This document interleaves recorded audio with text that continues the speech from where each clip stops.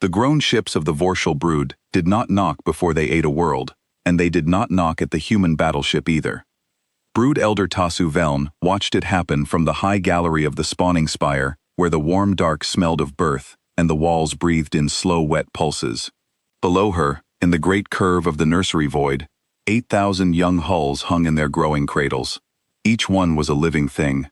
Each one had a heart the size of a moon's small hill, a hull of layered bone and weeping resin, and a hunger that had never once been disappointed in 40,000 years. Tasu had been elder for 200 of those years. She had seen the brood take ash worlds and reef worlds, ring giants and quiet little blue spheres, no different from the one the scouts had marked for the next harvest. She had never seen the brood pause. The brood did not pause. It grew, it sailed, it folded a world into food, and it grew larger on the eating. The scout that found the blue world had been the first to swim home to the spire with the harvest marks.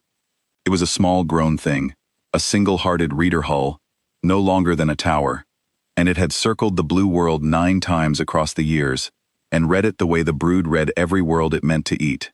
40,000 warm bodies on the surface, no fleet worth the name, no deep guns, a people too small and too soft to be worth a second host. The scout had also swum past a cold gray rock behind the world 9 times and marked it dead each time because it gave off no heat and held no heartbeat and did nothing at all but drift. The scout had been wrong about the rock all 9 times, and the scout would never know it, because the scout was the first of the close hulls Tasu would send, and the cold gray rock was waiting. So when the long watchers in the listening pits called up to her gallery, their voices wet and quick, she did not at first understand what they were trying to say. A hull, they sang, a cold hull, at the lip of the harvest sky. It is not grown, it is not alive. It came in from the dark behind the next world, and it is simply there.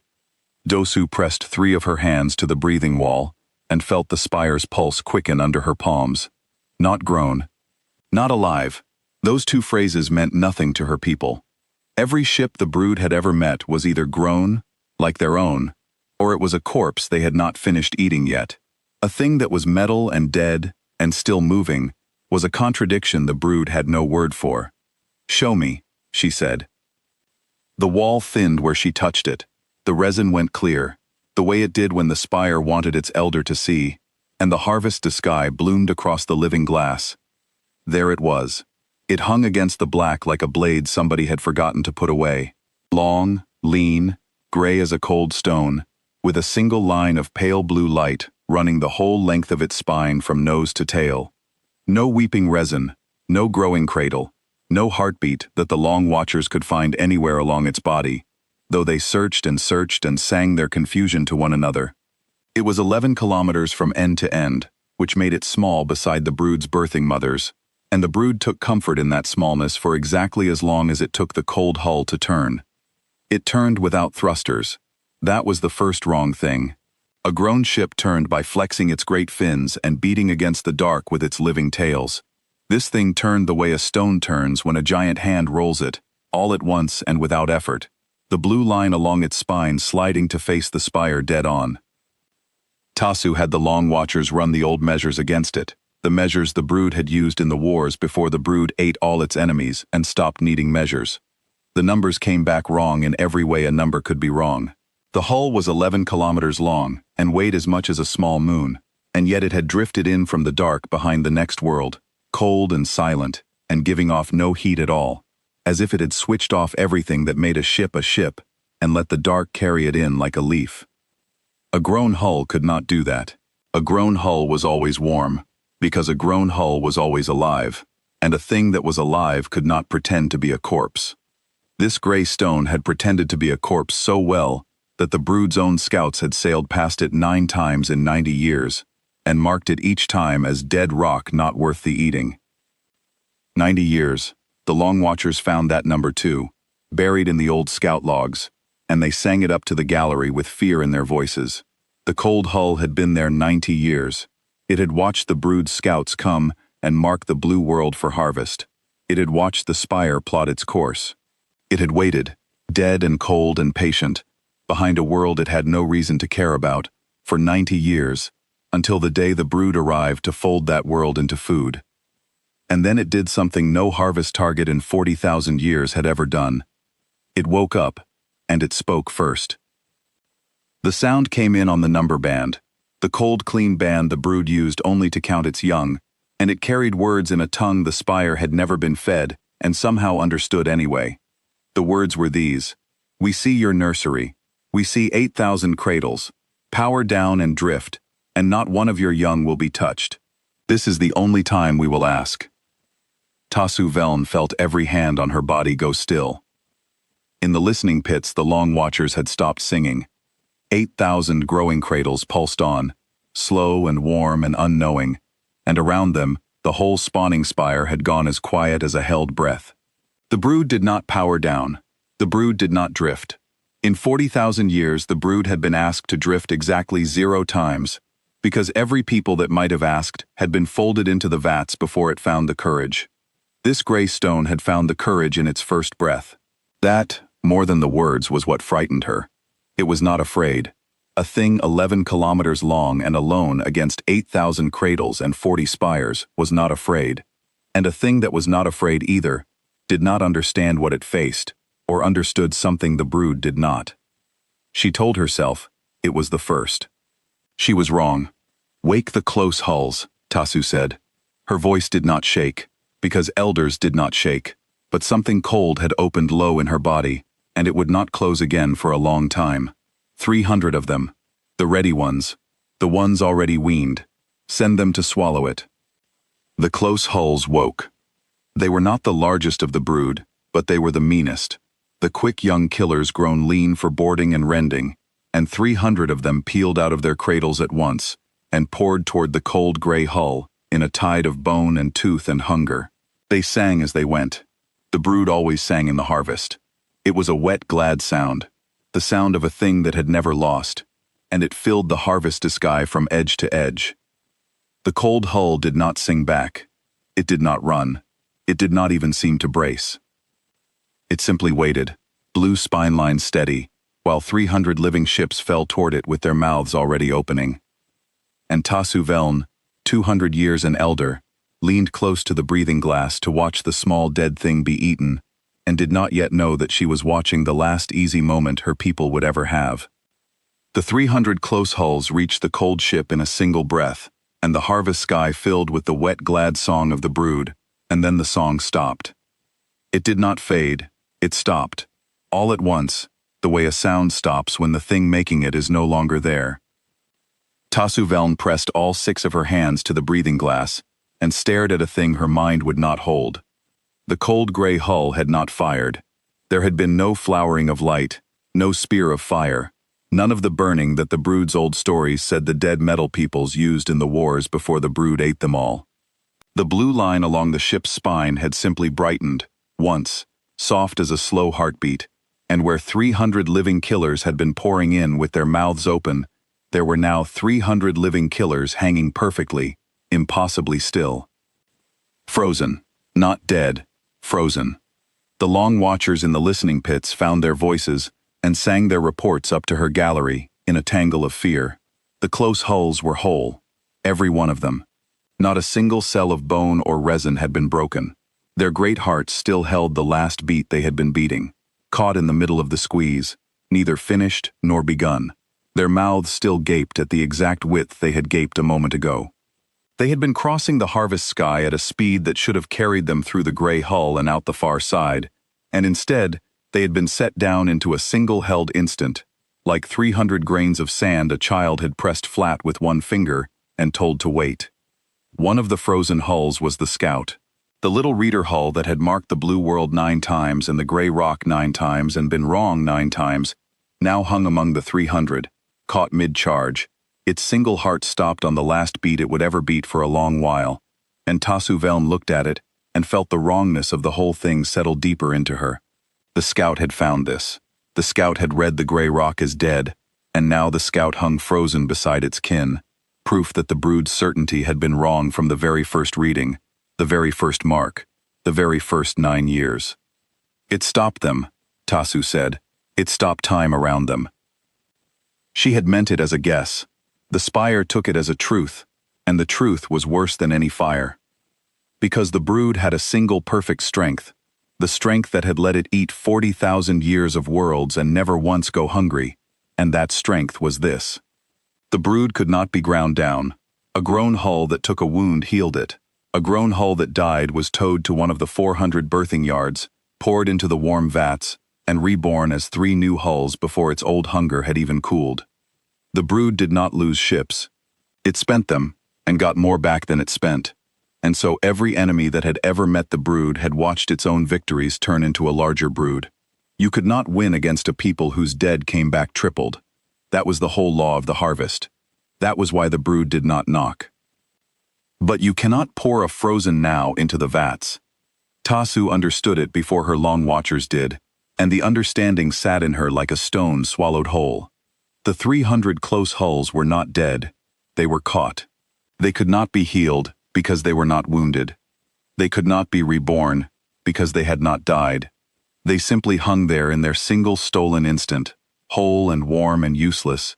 300 of the brood's quick young killers turned in one soft blue pulse into 300 ornaments. She ordered the nearest cradle to grow a tow line and reach for one of the frozen hulls, to drag it home to the vats and try to pour it back anyway, to see if the trick could be undone. The tow line reached. It touched the frozen hull, and the long watchers sang that the tow line could not move it, not because the frozen hull was heavy, but because it was not entirely there. It sat half a breath outside the rest of the harvest sky, in its own private instant, and the tow line that lived in the present could not get a grip on a thing that lived in a held past. The brood had grown tools to crack ringed giants and fold whole worlds. It had never grown a tool to take hold of a moment. Tasu sent a reader hull to swim close to one of the frozen quick killers and look at it, because she could not believe a thing could be both whole and gone, and she wanted the truth read with her own kind's eyes. The reader hull swam out and circled the frozen killer and sang back what it found, and what it found made the listening pits go silent. The frozen killer was warm, not the warmth of a corpse cooling, but the living warmth of a hull mid-heartbeat, held forever at the exact temperature of a thing that was alive a breath ago, and would be alive a breath from now, and was, for this one stretched instant, neither. The reader hull touched it, gently, the way the brood touched its own when it wanted to know them, and the frozen killer did not respond, because it was not yet at the part of the moment where it would respond. It was, the reader hull sang, like touching a word that had been spoken but not yet heard. The sound was already made.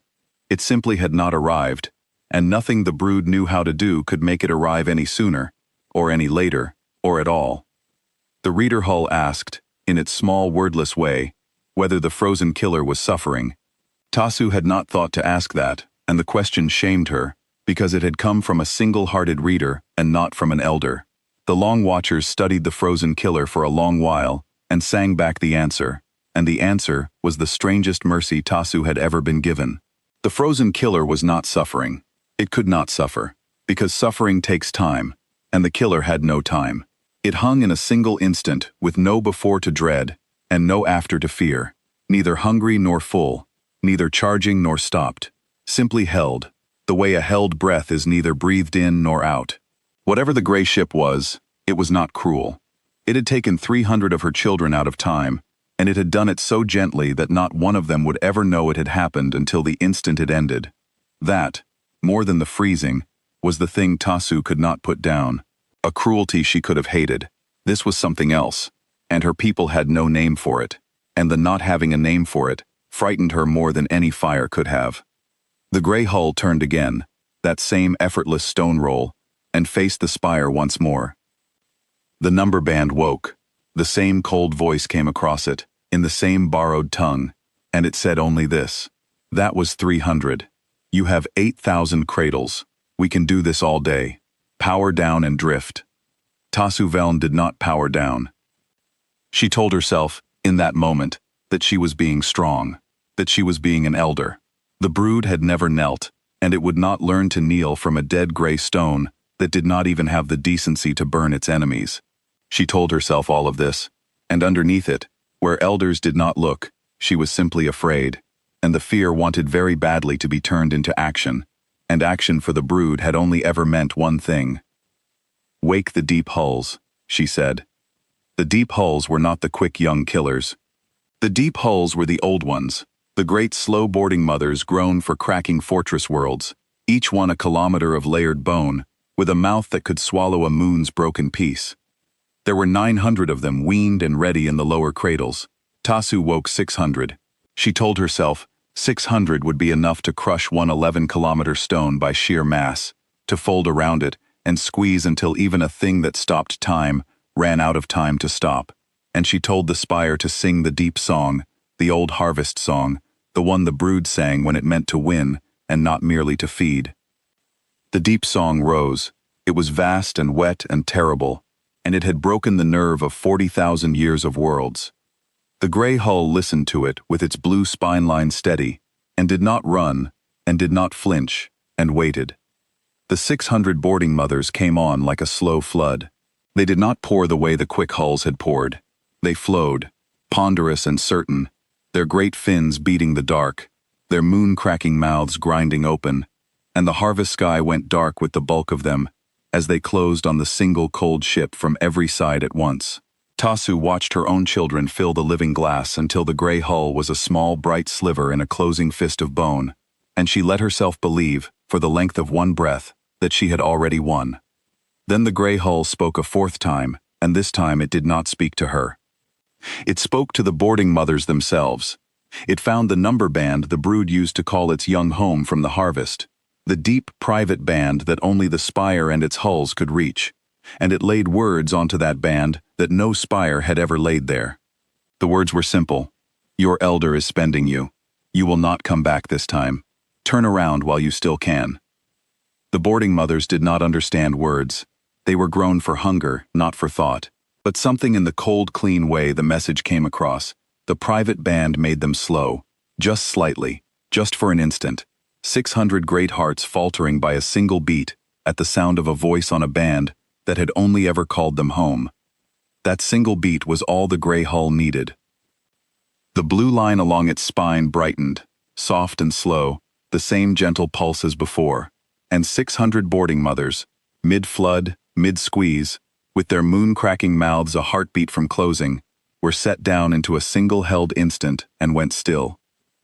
The harvest sky, filled with the most terrible thing Tasu Veln had ever seen, which was nothing at all.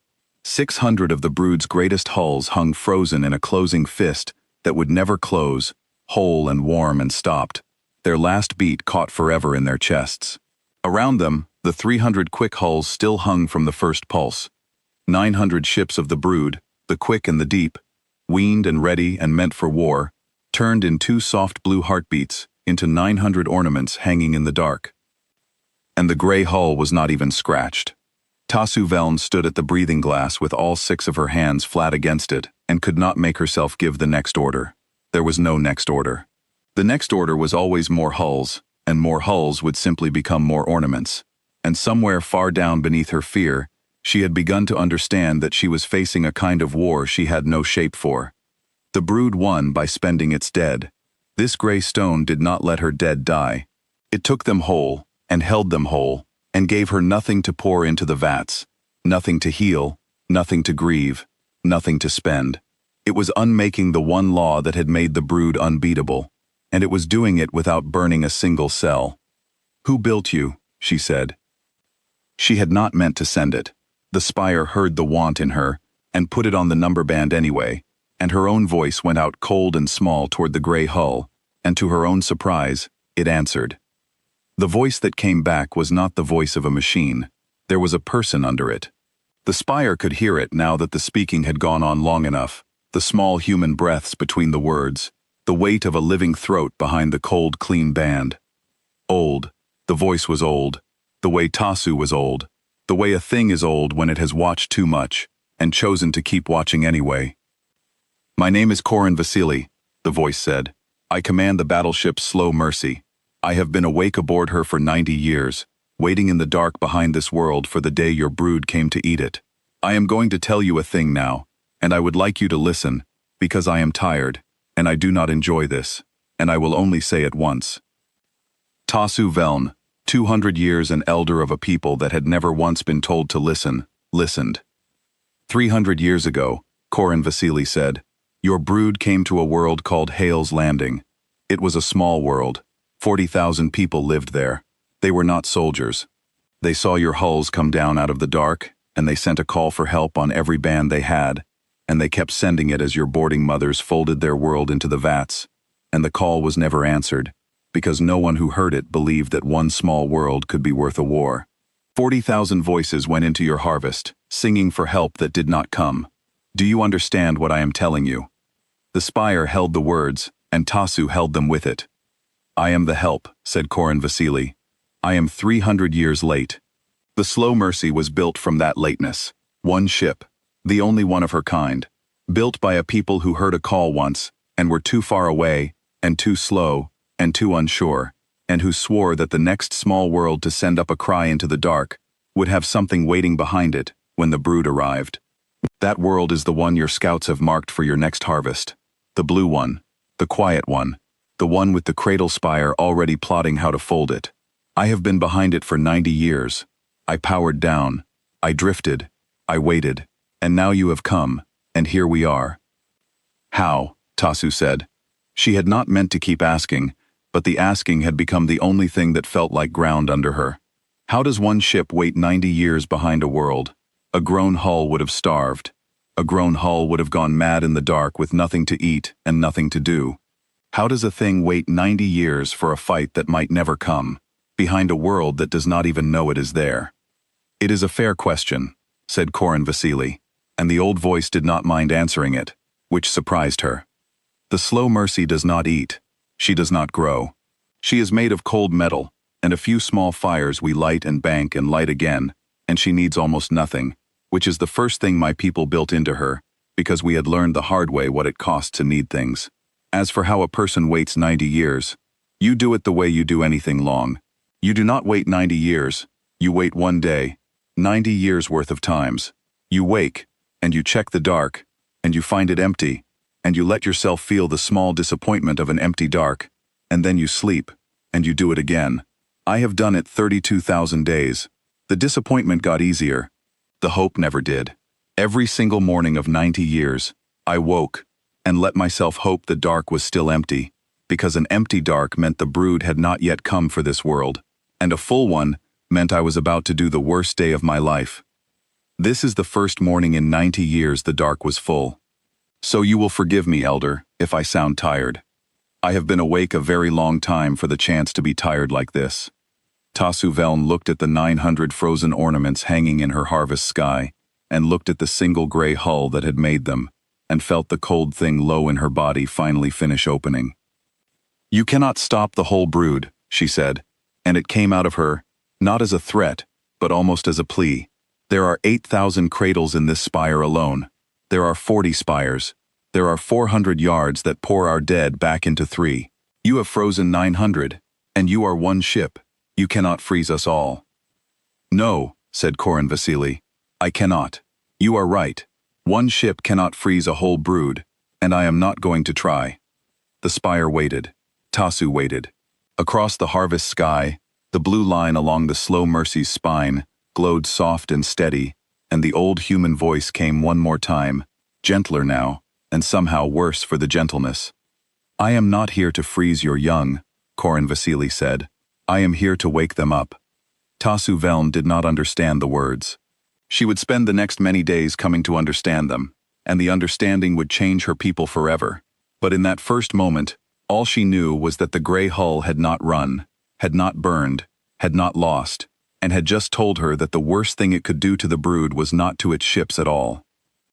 It was to the 8,000 growing cradles pulsing slow and warm and unknowing, in the great curve of the nursery void below her gallery. The cradles she had been so sure were the one thing in the harvest sky the gray stone could never reach. The blue line brightened. And down in the nursery void, for the first time in 40,000 years, one of the cradles opened its young one's eyes before the spire had told it to. The young one's eyes opened, and it saw. Tasu Veln had never thought of the growing cradles as having eyes to open. The young of the brood grew blind, and dreaming in their warm vats, fed on the spire's song and the harvest's leavings, and they did not wake into themselves until the spire judged them weaned and meant for hunger. A weaned hull was a killer. A dreaming hull was only a hunger learning its shape. That was the order of things. That was how it had always been. But the gray ship's soft blue pulse had reached down into the nursery void and touched one dreaming cradle, and the dreaming young one inside it had opened eyes it was not supposed to have yet, and for the first time in 40,000 years, a young one of the brood looked at the harvest sky and did not see food. It saw 900 of its own kind hanging frozen in the dark. Tasu watched that one young one through the breathing glass, because she could not look away from it. It was a small thing, half-grown, its bones still pale and soft, its resin still weeping fresh. The spire had not named it yet, because the spire did not name the dreaming, but Tasu found herself naming it in her own mind for no reason she could give, calling it the First Woken, because it was. The First Woken turned its borrowed eyes across the harvest sky and looked at the 900 frozen elders, and Tasu felt the question rise off it like heat off a wound. Not hunger. The spire knew hunger. This was not hunger. This was the thing the brood had no word for, the thing the gray ship had come 90 years and 300 years to put into a single half-grown hull. The spire felt the young one's confusion ripple up through the nursery void, and Tasu felt it through her hands on the breathing glass, and she did not have a word for what she felt, because her people had never made one. The young one was asking a question. A dreaming hull did not ask questions. It hungered, and the spire pointed the hunger, and the hunger ate. But this one, woken too soon and too gently, looked at the frozen ornaments that had been its weaned elders and asked, in the small wordless way of a thing that has just learned it can ask, why are they still? Sing it back to sleep, Tasu told the Long Watchers. Close the cradle, now. The Long Watchers sang. The spire poured the sleeping song down into the nursery void, the warm, wet lullaby that had folded 1,000 generations back into their dreaming, and it should have closed the young one's borrowed eyes in a single breath. It did not. The gray ship was singing too.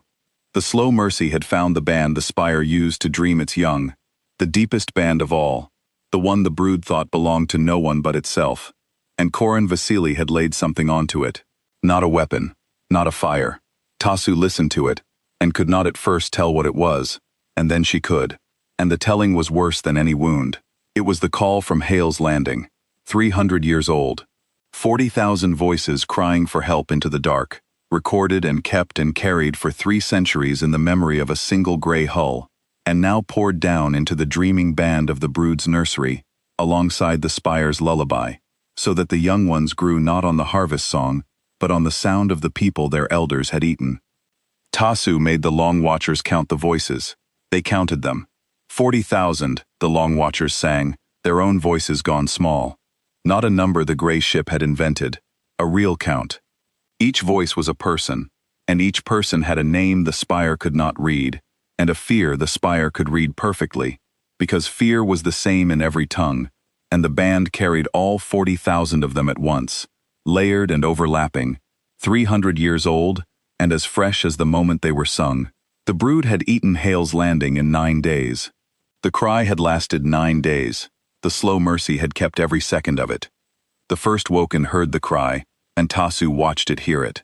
The half-grown hull turned its soft pale body in its cradle, away from the frozen elders, toward the band, toward the sound of 40,000 voices asking why no one came. And the question that rose off it changed shape. It was no longer only, why are they still? It was now a second question, larger and worse. The question every harvest in 40,000 years had been built to make sure no young one ever asked. Did we do this? Are these the ones we ate? And under that, smaller, almost too small for the spire to hear, the worst question of all. Will I be made to do it too? Stop it, Tasu Veln said. Stop the band. Burn the band if you have to. But you cannot burn a band that is also your own. The dreaming band was how the spire spoke to its young. To silence, it was to silence the lullaby with it, and a spire that could not sing to its nursery would lose every cradle in it. 8,000 dreaming hungers, gone dark and untended at once. Korin Vasily had not attacked the nursery. He had simply begun speaking on the one band the spire could never close, and now every word the spire sang to keep its young asleep arrived wrapped in the cry of 40,000 voices, asking why no one came. A second cradle opened its young one's eyes. Then a third, then 9 more, all along the lower curve of the nursery void, dreaming young ones surfacing out of the warm dark, too soon and too gently, each one opening eyes it was not supposed to have, and looking out at the same two things. The frozen elders. The crying world. Tasu felt each waking ripple up through the breathing glass, and she could not stop them, and she could not sing them down, because every note of her sleeping song now came carried on a dead world's grief, and a young one cannot fall asleep on a lullaby that is also a wound. Tasu Velm stood in her high gallery and watched, through the breathing glass and through the long watcher's frightened song, the thing she would never have believed possible. The slow mercy was not eating her young, it was not freezing them, it was waking them, one cradle at a time, and showing each newly woken young one two things at once. It showed them 900 of their own elders, hanging frozen and whole and unspendable in the dark, proof that the gray ship could have killed and had chosen not to. And it gave them, in the same breath, the cry of the dead world, so that the first thing each young one of the brood ever understood about the harvest was the sound of the harvested begging to be spared. The first woken did a thing then that no hull of the brood had ever done. It reached, with its soft, pale, half-grown body, across the gap to the cradle beside it, and it touched the cradle of a young one still dreaming, and it sang, not the harvest song, not the sleeping song. It sang the cry of Hale's landing, badly, in the wordless way of a thing that had only just learned the sound, and it woke its neighbor on purpose, the way the gray ship had woken it, because it could not carry the question alone.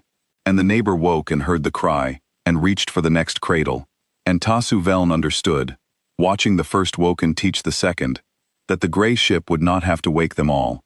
It only had to wake the first would wake the rest. The brood had spent 40,000 years making a people that did exactly as it was taught, and now one of them had been taught a question, and the question would spread through the nursery, the way the harvest had always spread through the galaxy, hull to hull, certain and unstoppable, except that this time it was not hunger spreading. It was the refusal of it. Wake everything, Tasu said. It was not a command an elder should ever have to give. To wake everything was to empty the spire, to throw the whole standing strength of the nursery at a single ship, to spend in one throw what the brood had spent 40,000 years growing. But Tasu Veln was afraid in a way she had no shape for, and the fear wanted action, and there was no action left but the largest one. The spire woke everything. Every weaned hull in every lower cradle, the quick and the deep, the killers and the boarding mothers, 2,000 of them in this spire alone, tore loose from their growing cradles at once, and turned toward the slow mercy, in a single vast tide of bone and tooth and hunger. The harvest sky went black with them. The deep song rose so loud that the breathing glass shivered under Tasu's hands.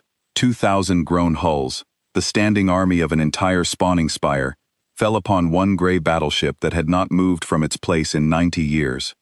The slow mercy did not move now either. The blue line along its spine brightened, soft and slow, the same gentle pulse it had given 900 times before, and Tasu Veln understood with a sick falling certainty exactly what was about to happen and could not stop it.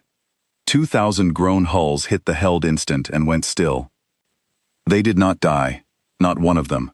They hung in the harvest sky in the exact shape of their charge, 2,000 frozen ornaments, added to the 900 already there, whole and warm, and stopped, their last beat caught in their chests, their mouths gaping at the width they had gaped a moment ago. The deep song stopped because the singers were stopped. The harvest sky, which a breath ago had been black with the bulk of 2,000 charging hulls, was now perfectly silent, and perfectly full of perfectly still ships, and at the center of all of them, the gray battleship glowed soft and steady and unscratched. Tasu Veln looked at the standing army of her spire, turned in a single pulse into so much frozen ornament, and finally, 200 years and elder, she stopped giving orders. Why, she said, just that, on to the number band, small and cold. Why do you not kill them? You could. You have stopped 2,900 of my children, and you have not broken one cell. You could break them all. Why do you only freeze? The old human voice came back, tired and even. Because your dead come back tripled, Korin Vasily said. I read your whole law the moment I saw your first yard. If I kill them, you pour them into your vats and pour out 3 for each one, and I have made you stronger, and killed nothing but my own ammunition. You built a people that cannot be ground down. I will not try to grind you down. It is the one losing game in the galaxy, and I am too old to play it. Then what? Tasu said. What do you do, if you do not kill us, and you cannot grind us down? You are one ship. You have frozen what is in this spire. There are 39 more spires. There are 400 yards. You will run out of held instants long before the brood runs out of hulls. So what do you do, Korin Vasily? Tell me, what is the shape of your war? And the gray ship, which had not run, had not burned, had not lost, told her. I do not fight your hulls, Korin Vasily said. I fight your law. Your law is that the brood does not pause, that it grows and sails and eats and never stops, and that its young grow blind and dreaming, and wake only into hunger. Every young one I wake gently. Every cradle I open before your spire is ready. Hears the cry of Hale's landing, and sees its elders frozen and unkilled, and learns a thing your brood has spent 40,000 years making sure no young one ever learned. It learns that the harvest can be refused. I am not here to break your brood. I am here to teach your children that they were allowed to ask why, and to make sure that this time, when a small world cries into the dark, the cry is the first thing your young ever hear. Tasu Veln stood very still. You think you can do this with one ship, she said. You think the spire will let you sit in our sky and wake our young until the whole nursery turns. The first spire will not allow it. The brood will not allow it. We have raised 8,000 cradles 100 times over. We will raise 8,000 more and keep them deaf to your band. You cannot wake faster than we can grow. I do not have to wake all of them, said Korin Vasily. I only have to wake enough that one of you sees what they see. I have been doing this a long time, Elder, behind this world, in my head, 90 years of imagining exactly how it would go. I always knew it would not come down to your hulls. Hulls were never the war. It comes down to whether one of you, one single elder of the whole brood, watches her own children wake and ask why, and feels something turn that has never turned before. That is the only thing I came here to find. I have been talking to you, and not the first spire, because you have already started to turn. You have asked me why 4 times. The first spire has not asked me anything. It has only counted its hulls. Below her, in the great curve of the nursery void, the cradles were opening. Not by the spire's command now, by their own and by each other's, the first woken, and the second, and the third reaching cradle to cradle, and singing the cry across the dreaming, dozens now, then hundreds, dreaming young ones of the brood, waking too soon, and too gently, into a harvest sky full of frozen elders, and a band full of a dead world's grief, and they were opening eyes they were not supposed to have yet, and they were asking, in the small wordless way of things that have just learned they can ask, the one question the brood had never once allowed. Why are they still Tool? Why did no one come? Why do we eat? And brood elder Tasu Veln, who had been so certain that the 8,000 cradles were the one thing the gray stone could never reach, understood at last that they were the only thing it had ever wanted. Word of the frozen ornaments reached the other 39 spires the way pain reaches a body, all at once and from everywhere. The brood did not have a ruler above the elders. It had the harvest mind, the shared deep song that ran between all 40 spires and all 400 yards, the one great pulse that had carried the brood's certainty for 40,000 years. And now the harvest mind carried something it had never carried, which was doubt, and the doubt spread spire to spire faster than any hull could fly. The first spire answered first. The first spire was the oldest, the largest, the mother of all the others, and its elder was a thing so old that even Tasu Veln had only met it twice. Its name, in the wet tongue of the brood, meant the one who has never paused. It heard what had happened at Tasu's spire, and it did not feel doubt, because it had grown past doubt long ago. It felt only the cold need to correct an error before the error spread, and so the one who has never paused did the thing the brood did when a single spire was not enough. It called the harvest host. The harvest host was not the hulls of one spire. It was the standing strength of all 40, 60,000 grown hulls, woven into a single tide, the full muster the brood had raised only 9 times in 40,000 years, and had never once needed to raise twice. The harvest host folded worlds the way a smaller host folded continents. It had cracked ringed giants.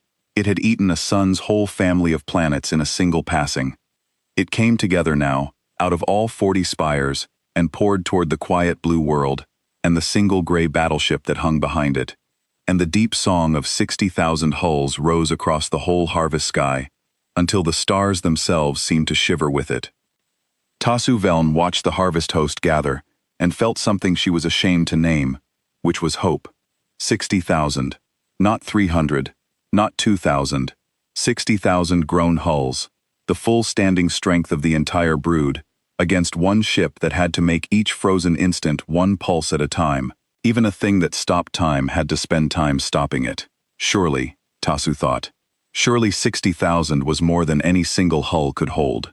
She put it on the number band, because she found she wanted the gray ship to know what was coming, and she was no longer certain why. The harvest host comes, she said. All 40 spires. 60,000 hulls.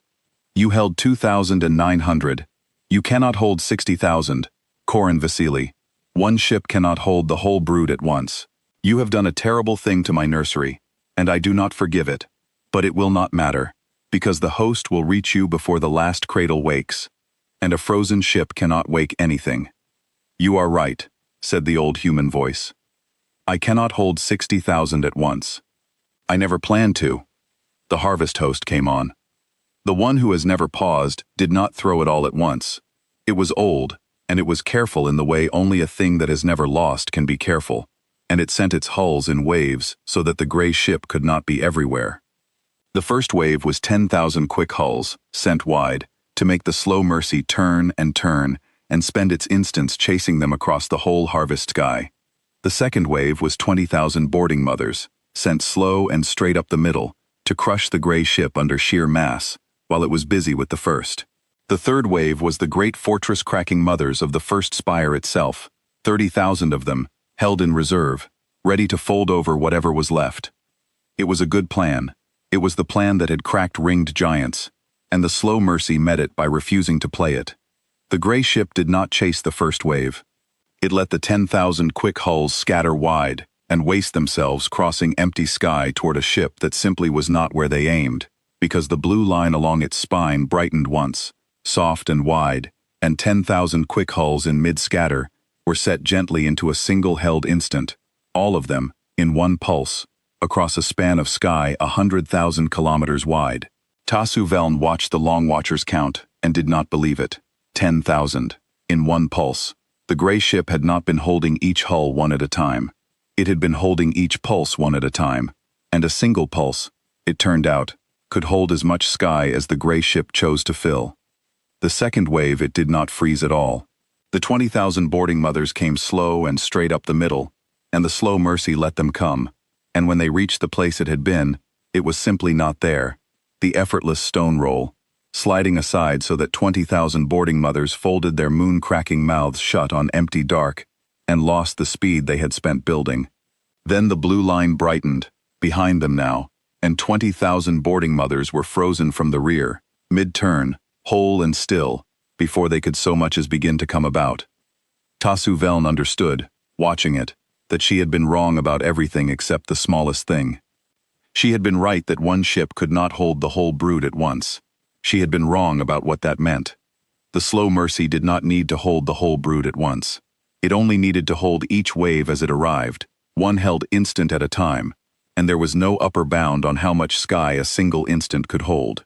The host could come in waves of 10,000 or 50,000, and the gray ship would simply meet each wave with one soft blue pulse and turn it into ornament, and it would never tire, because freezing a moment cost it nothing but the moment, and it had all the moments there were.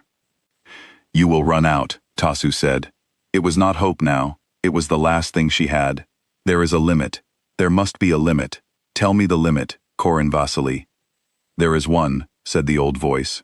There is always a limit. The limit is not my ship. The limit is the world. And then the one who has never paused, having spent 30,000 hulls and frozen them all, through its last and largest wave, the 30,000 fortress-cracking mothers of the first spire, not at the gray ship at all, but past it, At the quiet blue world, the whole harvest had been called to eat. The slow mercy could hold a wave. It could not be in two places. If the gray ship turned to save the world, the host would take it from behind. If it turned to save itself, the host would fold the world while it watched. That was the limit. That was the trap the careful old elder had built across the whole harvest sky. The slow mercy had to choose. It chose the world. The blue line along the slow mercy's spine brightened. Not soft and slow this time, but full and bright, brighter than it had ever glowed, and the pulse it sent did not reach out toward the 30,000 mothers bearing down on the world. It reached the world itself. It reached the quiet blue sphere, with its 40,000 frightened people sending their first cries up into the dark, and it folded that entire world into a single held instant. The world stopped. Its cry stopped mid-word. Its turning stopped mid-turn.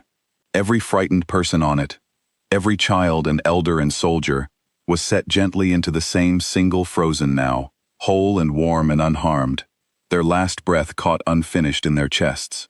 The world the harvest host had come to fold into food was folded instead into one perfect stopped instant, and it could not be eaten, because you cannot pour a frozen now into the vats.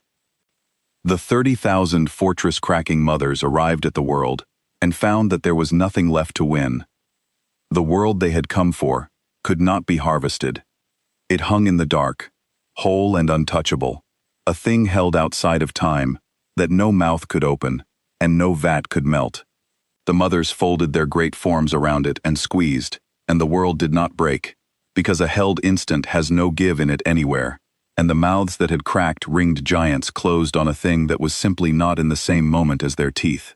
The host had come to eat a world, and the gray ship had taken the world out of time, and left the host nothing to eat but the dark.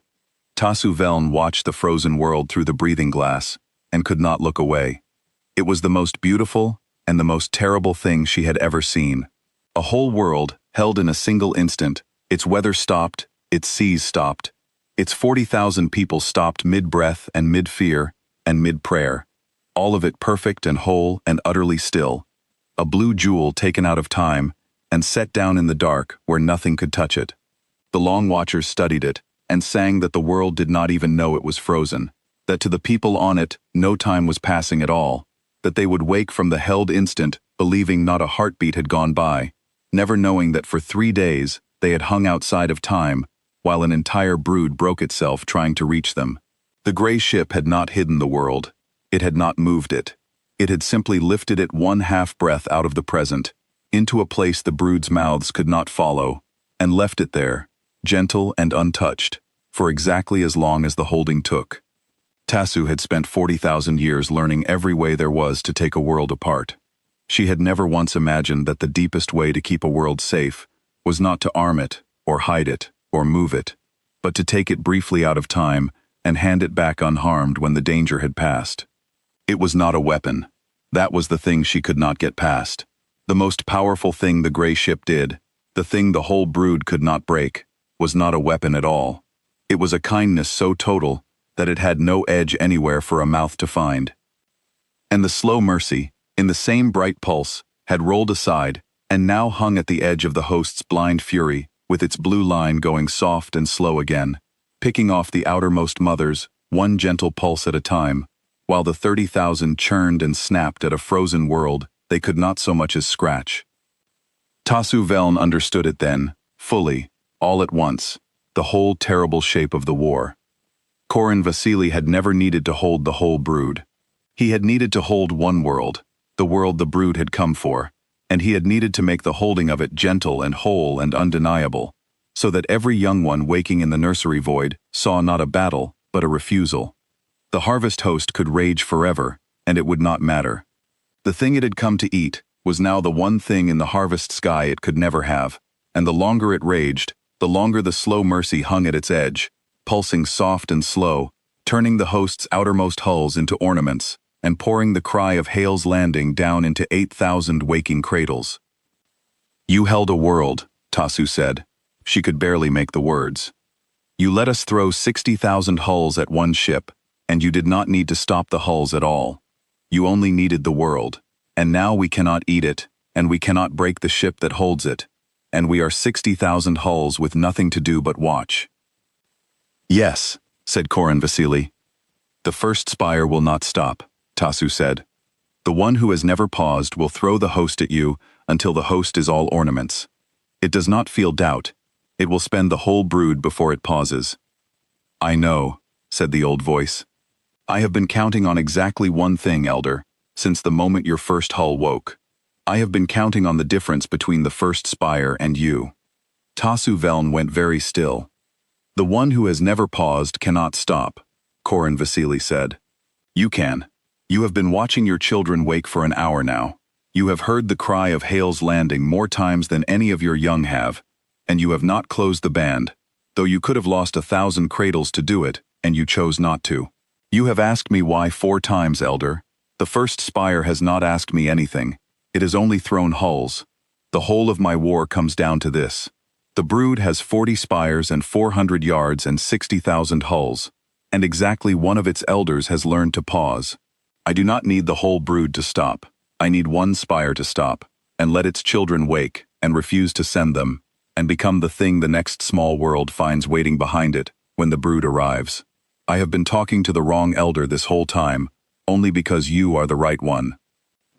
The harvest host churned around the frozen world, 60,000 hulls snapping at a thing they could not break, and at the edge of them, the slow mercy pulsed soft and slow, and in the nursery void below Tasu Veln's gallery, 8,000 cradles were opening their young ones' eyes onto a harvest sky full of frozen elders and a band full of a dead world's grief. And brood Elder Tasu Veln, 200 years a servant of a people that had never once paused, looked down at her waking children, and for the first time in 40,000 years, an elder of the brood paused. A pause is a small thing.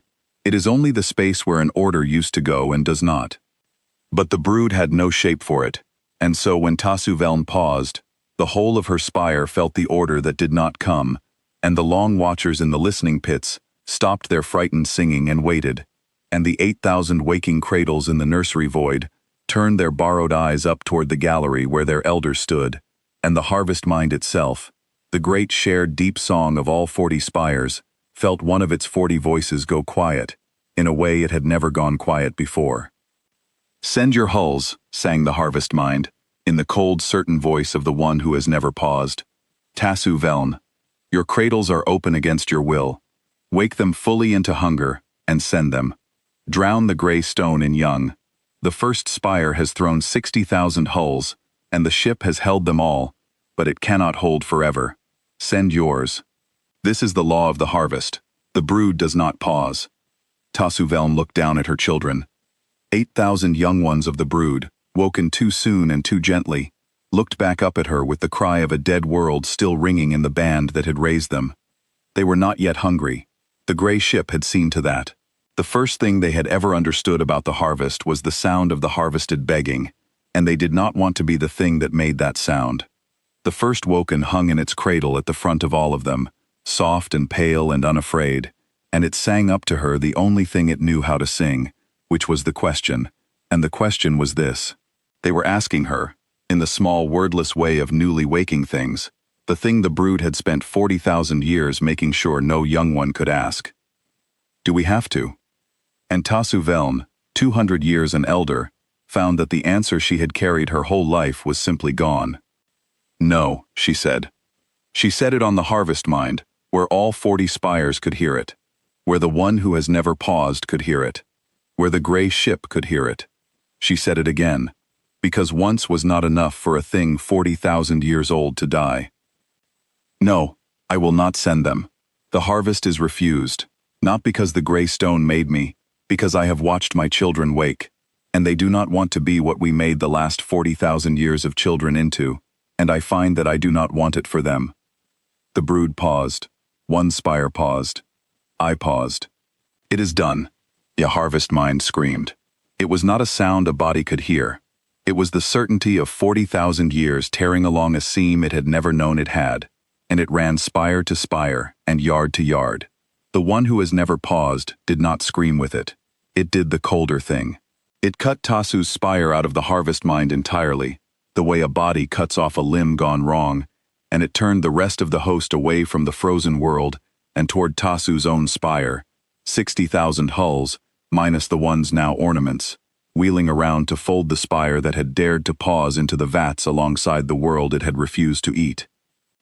"You are not Brood," sang the one who has never paused, on the last band it left open to her. "A spire that pauses is a wound. We have never had a wound. We will not begin now. We will fold you, and your 8,000 cradles, and we will pour you back into hulls that do not pause, and the brood will go on, and in 1,000 years, no one will remember that one spire stopped. The harvest does not end, Tasu Veln. It only forgets the ones who tried to end it." The host came for Tasu's spire, and the slow mercy moved. For the first time in the whole long battle, the gray ship left its place. It had hung in one stretch of sky for 90 years, and held the whole standing strength of the brood without once needing to travel, and now it crossed the harvest-rate sky in a single smooth rush. The effortless stone roll turned into flight, and it placed itself between Tasu's spire and the wheeling host, 11 kilometers of cold gray stone with one line of pale blue light along its spine, alone, between 40,000 years of certainty and the one spire that had learned to pause. "You will not have her," said Korin Vasili, on every band at once. In the borrowed tongue the whole brood understood and wished it did not. "I held a world to teach your children. I will hold a spire to keep the one elder who learned. You can throw the rest of your host. I will turn it to ornament.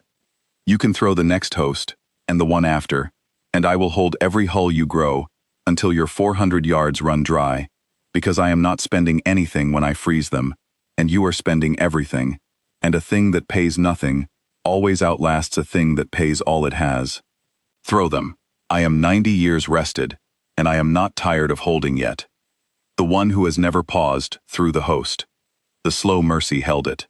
Wave after wave, the wheeling remnant of 60,000, the fresh hulls poured up from the nearest yards, the great fortress mothers, and the quick young killers, and everything the brood could grow and throw, and the blue line along the gray ship's spine brightened soft and slow and wide, again and again and again, and every wave became ornament, whole and warm and stopped, hanging in the dark around Tasu's spire in a growing shell of frozen ships that no vat would ever melt.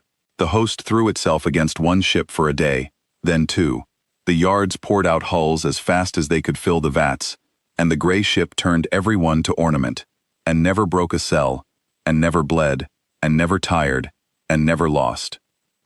On the second day, while the host gathered and threw and was turned to ornament, Tasu went down into the nursery void herself, which an elder almost never did, and she swam among the woken cradles, and she looked at her children with the eyes of a thing that had begun to doubt itself.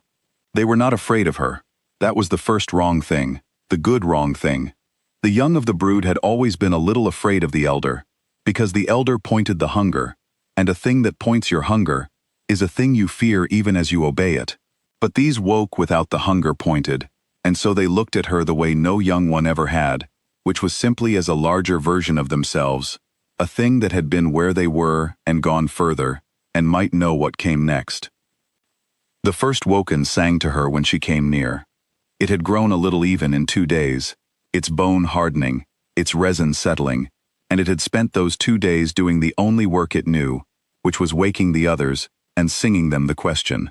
It asked Tasu the thing it had been asking the whole nursery, and now it asked the elder, because the elder was the one who was supposed to know. What are we for, if not the harvest? We were made to eat. The gray ship took the eating away. So what are we now? What is a hunger that is not allowed to be hungry? And Tasu Veln, swimming among her woken children with the siege thundering soundless overhead, found that she did not have the answer, and found, to her own astonishment, that not having it did not frighten her anymore. She told the first woken the truest thing she knew, which was a small thing. I do not know yet, she said. No one has ever been what we are about to be. We will have to find out together. That is the new work. The old work was to know everything and eat. The new work is to not know, and to wait, and to find out. I think it will be harder. I think it will be better. I am 200 years old, and I am about to learn what I am for, the same as you, and I have decided that this is not a shame. I have decided it is the best thing that has ever happened to me. And the first woken, who could not have understood all of it, understood enough, and went quiet against her, and rested, the first young one of the brood in 40,000 years to rest without first being fed. Tasu Veln watched the second day pass, and could not understand how the gray ship did not weary. She put it on the number band, in the quiet hours when the host paused to gather its next wave, and she asked, because she had learned to ask, "How are you not tired, Korin Vasily? You are one old human in one ship. We have thrown a brood at you for 2 days. How does a single tired thing hold a brood for 2 days and not break?" "Because I am not holding the brood," he said. "I have never once been holding the brood. The ship freezes the hulls. The ship does not tire, because freezing a moment is the easiest thing she does. What tires is the deciding, and I made every decision a long time ago, 90 years ago, behind this world, when I was younger, and the choosing was hard. I decided I would not kill. I decided I would not leave. I decided I would hold, until one of you turned. All the hard work was done before your first hull woke. Since then, I have only been waiting for you to catch up to a choice I already made. That is the secret of holding, Elder. You do not hold by being strong in the moment. You hold by having already chosen, long ago, in the dark, when no one was throwing anything at you yet. And while it held, the harvest mind kept screaming, and the scream kept running spire to spire, and at every spire it ran past, the young ones in the cradles heard it. Because Tasu's spire had not been the only one whose nursery the slow mercy had touched. In the first hour, before the host even gathered, the gray ship had laid the cry of Hale's Landing onto the one band that ran between all 40 spires, the dreaming band the whole brood shared, and it had been playing softly under everything ever since. 300 years of 40,000 voices, pouring into every nursery in the whole brood at once. And in every nursery, one cradle at a time, young ones were opening eyes they were not supposed to have, and looking at a harvest sky full of frozen elders, and asking the question. The second spire paused first, and Tasu heard it pause, because the second spire's elder reached for her across the dying harvest mind, before it went quiet. Its name meant, the one who counts twice, because it had always been the careful one, the doubter the others tolerated, and now its doubt had a place to land. It sang to Tasu in the small private way elders could sing when they did not want the harvest mind to hear, and it asked her the thing it could not ask the first spire. "Is it true," sang the one who counts twice, "is it true that they begged, on Hale's Landing? Is it true that we ate them while they begged, and we did not hear it because we never listen on that band? I have raised cradles for 900 years, Tasu Veln. I have sung the harvest song over them and pointed their hunger, and never once asked what the hunger was pointed at. Tell me it is not true." And Tasu Veln, who had spent her whole life being certain, did the hardest thing an elder can do, which is to tell another elder a thing that takes the floor out from under them both. "It is true," she sang. "I have heard the band. 40,000 voices, for 9 days. It is all true, and there is no unhearing it now, and I am not going to ask you to unhear it. I am going to ask you to do the thing I did, which is to stop. Just stop. Do not send your children. That is all. That is the whole of it. The gray ship does not ask us to be good. It only asks us to stop, and to let our children wake, and to see whether they want to be what we were. Mine did not. Ask yours." The one who counts twice was quiet for a long while. Then it sang back one word, the word that was becoming the only word that mattered, and the word was no. And then the second spire went silent in the harvest mind, and its 8,000 cradles woke and did not march. Then the 9th, then the 23rd, not because the slow mercy made them, because their children woke and asked, and their elders looked down and found the same answer Tasu had found, which was no answer at all where the old one used to be. One by one, across 2 days and then 3, the spires of the brood went quiet in the harvest mind, until the great shared song that had carried 40,000 years of certainty had only one voice left singing in it, and that voice was the one who has never paused, alone, throwing the last hulls of the first spire against one gray ship that turned them all to ornament, screaming the law of the harvest into a silence where no spire answered any more. And then the first spire ran out of hulls. There is a kind of breaking that is not a wound.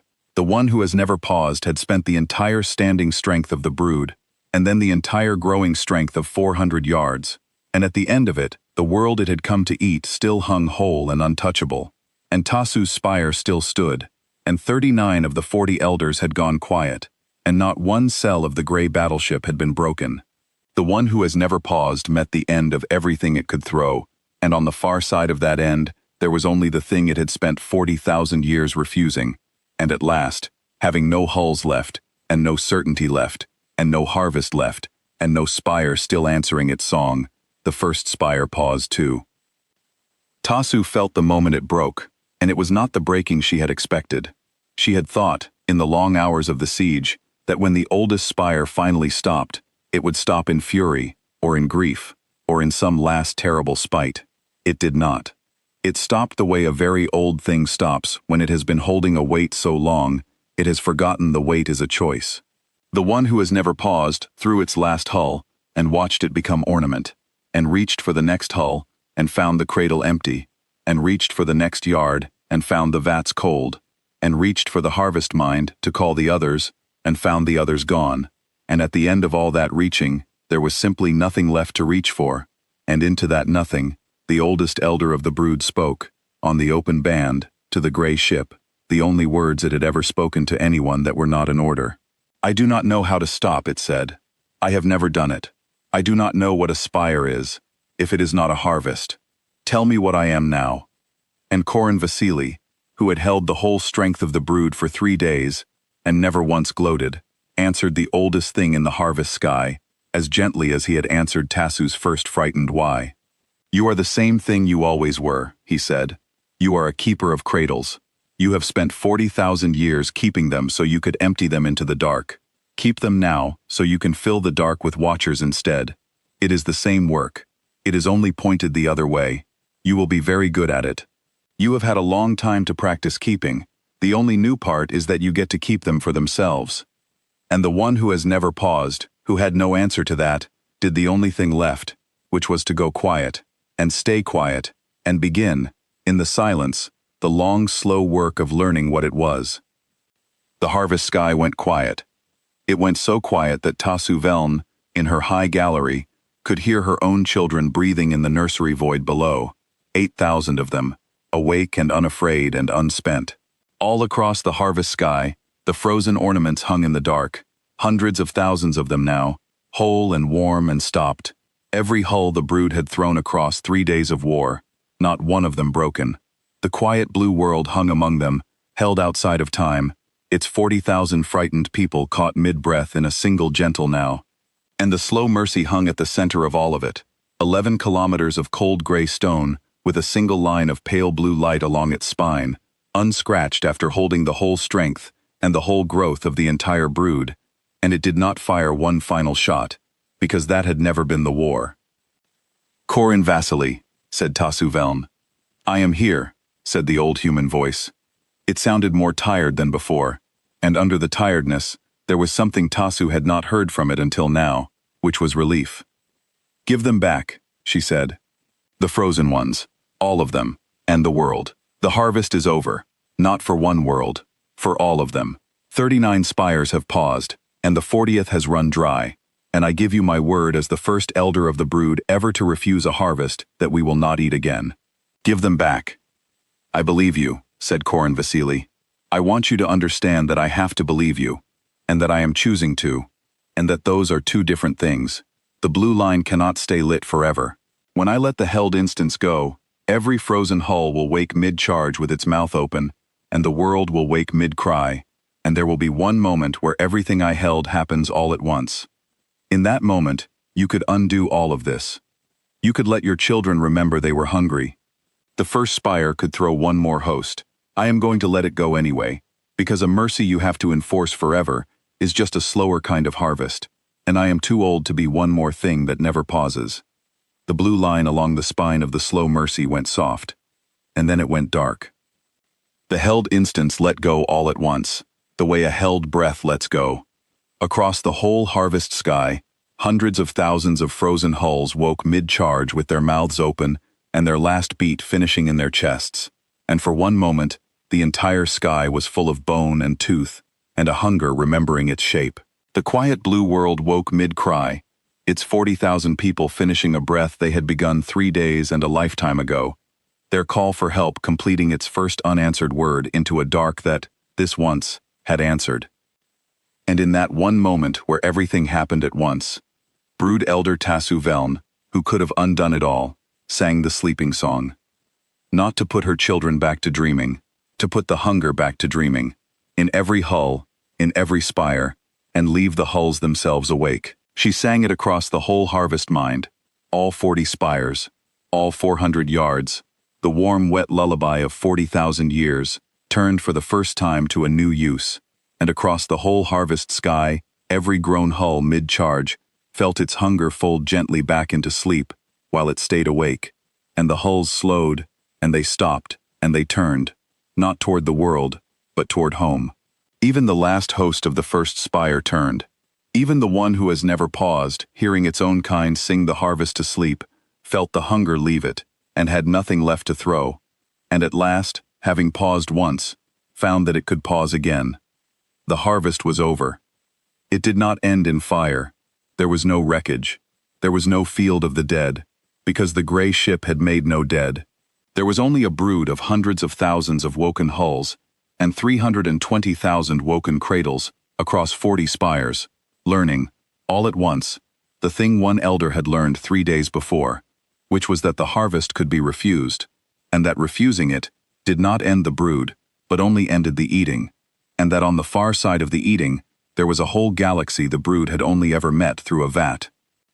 Tasu Veln stood in her high gallery and watched the quiet blue world finish its cry into a dark that had answered, and she felt the cold thing low in her body that had opened with the first frozen hull, and she found that it had become something else, not fear, wonder, the plain astonished wonder of a thing 40,000 years old discovering, far too late and yet not too late at all, that it had been allowed to ask why the whole time. "Where will you go?" she said to the gray ship. "You held the whole brood, you held it for 3 days, and you did not lose, and you did not even bleed. Where does a thing like you go when the war is over?" The slow mercy was already turning, the effortless stone roll, its dark spine sliding toward the deep behind the blue world. "Home for a while," said Korin Vasili. "I have been awake 90 years, and I would like to sleep." And then, when some other small world somewhere out in the dark sends up a cry that no one believes is worth a war, the slow mercy will be 300 years late getting there too, the way it was 300 years late for Hale's landing, and it will get there anyway, because that is the only thing I built her to do. "You are one ship," Tasu said. "There are many darks. You cannot wait behind every world." "No," said Korin Vasili, "but you can." The old voice paused, and Tasu understood that the pause was a gift, the same gift she had given her children, the space where an order used to go and did not. "You have 320,000 woken cradles, Elder. You have a brood that has learned to pause. The next time a small world cries into the dark, it will not be one gray stone 300 years late that answers it. It will be a people who were 40,000 years a harvest, and chose, in 3 days, to be a watch instead. I do not need to wait behind every world.